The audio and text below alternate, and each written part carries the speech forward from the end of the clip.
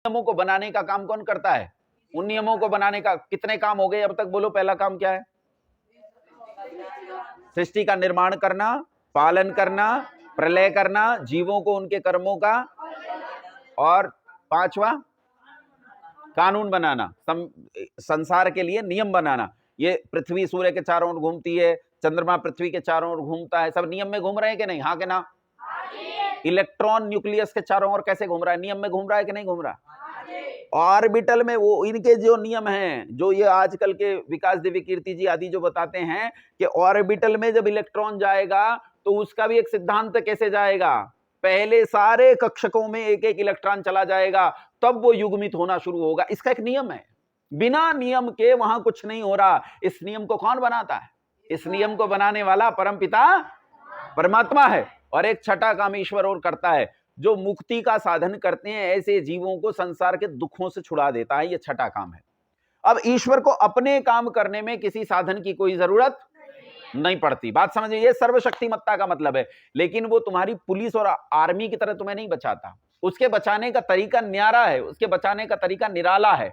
वो ऐसे नहीं बचाता। वो कैसे बचाता है? वो तुम्हारे निर्माण की रक्षा करता है। तुम्हारा निर्माण कैसे होगा? जब तुम तुम्हारी मां के गर्भ में थे, तो ये बताओ, तुम्हें वहां खाने की जरूरत पड़ी होगी कि नहीं? जो पदार्थ तुम मक्का के आटे से खाना चाहते हो उसकी भी जरूरत पड़ी होगी। जो तुम साग से खाना चाहते हो उसकी भी जरूरत पड़ी होगी। हाँ ना? बोलो। पानी की जरूरत पड़ी होगी, ऑक्सीजन की जरूरत पड़ी होगी। तुम तक पहुंचा के नहीं पहुंचा? न पहुंचता तो खत्म हो गया था काम। फिर तुम पैदा थोड़े होते। तुम पैदा हुए हो, इसका मतलब वो सारी चीजें तुम तक पहुंची हैं। तो ये जो निर्माण का प्रोसेस है, ये जो निर्माण की विधि है, इस निर्माण की विधि की रक्षा करता है। आई बात समझ में? और उसके बाद क्या करता है? उसके बाद इसके पालन की विधि की रक्षा करता है। पालन कैसे होगा?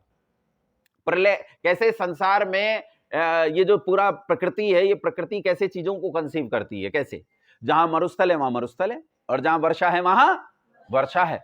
जहां जो वन होना चाहिए वहां वही वन है, जहां जो वन नहीं होना चाहिए वहां नहीं है। सूरज धरती से इतनी दूर है तो इतनी दूर होना चाहिए, ना नजदीक है ना दूर है। अच्छा बताओ, अगर धरती सूरज के थोड़ी सी निकट आ जाए तो क्या होगा? जल के नष्ट। और अगर थोड़ी सी दूर चली जाए तो जम के नष्ट हो जाएगी। तो वो इसे जैसा है वैसी स्थिति में बनाए रखता है ताकि ये जीवित रहे। ये इसके पालन करने का तरीका है। और इसी तरह जब ये इसे प्रलय करेगा, है ना, जब टीवी वालों के पास कोई काम नहीं होता, न्यूज चैनल के पास कोई काम नहीं होता, तो वो कहते हैं आ गया है माया कैलेंडर, खत्म हो जाएगी दुनिया 2032 में। ऐसी ऐसी बहुत सारी बातें वो बताते हैं, लेकिन ऐसा कुछ होने वाला नहीं है। जैसे सृष्टि का प्रलय होना है, वे उस प्रलय की ईश्वर रक्षा करता है। तो वो अपने काम करता है, वो तुम्हें नहीं बचाता। तुम कहो मैं छत से कूद गया हूं, अब ईश्वर मुझे बचा ले, नहीं बचाएगा। तुम ये कहो मैंने गोलियों की बौछार के सामने छाती खोल दी है, वो नहीं बचाएगा, क्योंकि वो तुम्हारे काम नहीं करता। किसके काम करता है? अपने काम करता है। और उसका काम क्या है? बस पकड़वाना, बस में पंचर करना, बलात्कार से बचाना, चोरी से बचाना, गुंडागर्दी से बचाना, ये उसका काम, ये तुम्हारा काम है। किसका काम है ये? और जैसा करोगे उस फल की रक्षा कौन करेगा? परमात्मा। ये फल की रक्षा करना उसका काम है। अच्छा करोगे अच्छा फल मिलेगा, उसकी रक्षा करेगा। बुरा करोगे बुरे फल की भी रक्षा करेगा, वो भी तुम तक पहुंचाएगा। इस तरह ईश्वर सर्वशक्तिमान है, लेकिन सर्वशक्तिमान होने का वैसा अर्थ नहीं है जैसा विकास दिव्य कीर्ति जी ले रहे हैं। उन्होंने कोई अपनी कल्पना का ईश्वर घड़ लिया है। इसीलिए जब उन्हें ईश्वर तर्क से समझ में नहीं आता तो वो कह रहे हैं कि देखो जी, सगुण ईश्वर की तो हवा निकल जाएगी, और उसके बाद निर्गुण ईश्वर तुम्हारी समझ में नहीं आएगा, और तुम कहोगे सब हवा हवाई, मेरा दिमाग खराब हो गया है। और फिर उसी वीडियो में या एक और वीडियो में वो ये कहते हैं कि मैं दार्शनिक हूं। अरे भैया, कभी दर्शन पढ़ना चाहिए आपको।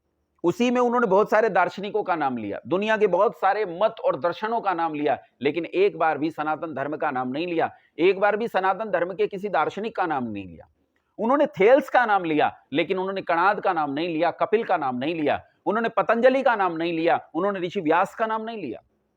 उन्होंने इस देश में पैदा हुए ऋषियों की परंपरा में लाखों ऋषियों, हजारों ऋषियों में से किसी ऋषि का नाम नहीं लिया। वो थेल्स का नाम लेते हैं, वो विदेशी लोगों का नाम लेते हैं जिनकी कोई थ्योरी नहीं है, जिनका जमीनी आधार कुछ नहीं है, जिनकी थ्योरी यह है कि जिसने सबको रचा अपने ही रूप में, उसकी पहचान हूं मैं तुम्हारी तरह। तो जब अपना घड़ा हुआ ईश्वर है, तो भैया तुम्हारे घड़े हुए ईश्वर के बारे में तो तुम ही जानो, हम तो उसके बारे में नहीं जानते। हाँ, जो ईश्वर की वास्तविक सत्ता है जो उस चेतना का वास्तविक गुण अवगुण है उसके बारे में अपन चर्चा कर सकते हैं, उसके अलावा नहीं। बात समझ में आ गई? चलो भोजन का समय हो गया। नमस्ते। मंत्र पाठ करें हैं? और मंत्र पाठ करते हैं विश्वानी देव का। ओम विश्वानि देव सवितरदुरितानि परासुभ यद्भद्रं तन्न आसुभ। ओम शांति शांति शांति।